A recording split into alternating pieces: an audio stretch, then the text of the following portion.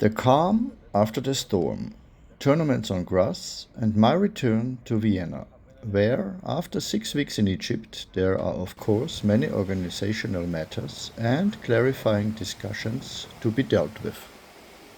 It was another 3 very interesting weeks in Soma Bay. With the two combined futures and the Challenger tournament, our entire team was once again put to the test, but they mastered the task very well. Hand Isa and Mohamed Safwat in particular were often pushed to their limits during these days. There was a lot of positive feedback, but of course also criticism. We will try to improve what we can, but overall I think the participants and their team were very satisfied and felt comfortable. What goes on behind the scenes usually goes unnoticed by the players, and that's just as well.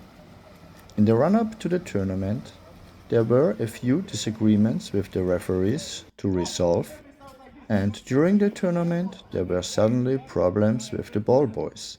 But, as it is so often the case, solutions were found, even if sometimes only at the last minute.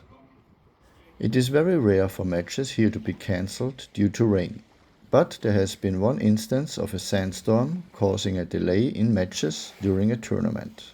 However, this was not a major problem as we have very good floodlights and the wind is almost never an issue in the evening.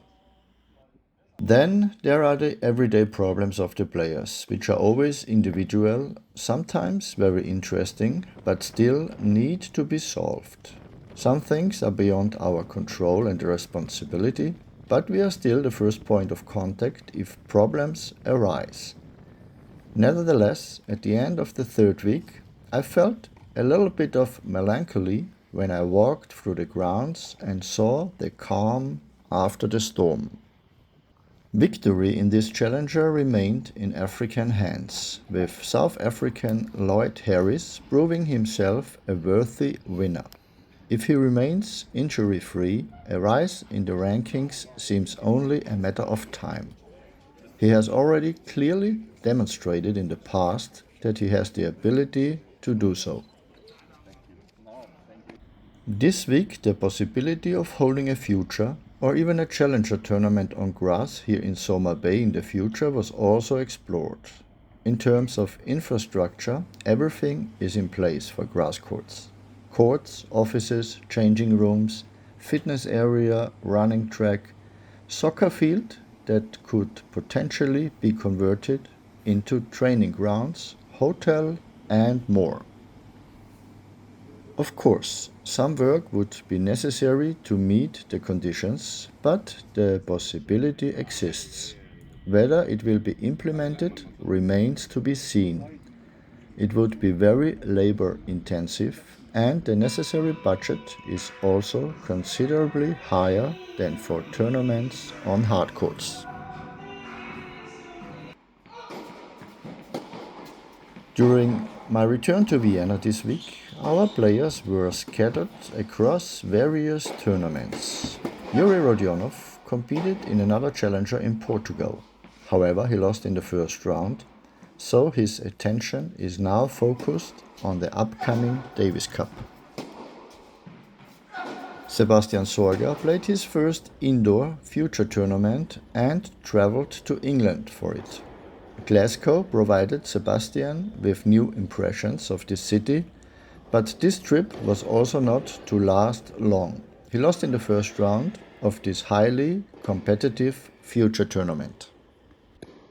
Slava Bielinski didn't even get to win or lose in Antalya this week. Days of persistent rain and the associated inconveniences forced Slava to cut short his tournament trip. He will also be part of the Ukrainian team in the Davis Cup next week.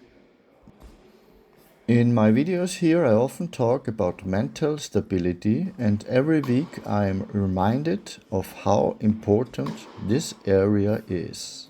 And even if you are willing to work on it, it is difficult to change long established patterns in this area. Therefore, this topic will inevitably continue to be part of my videos in the future. For now, thank you for your interest, and I will see you in the next video.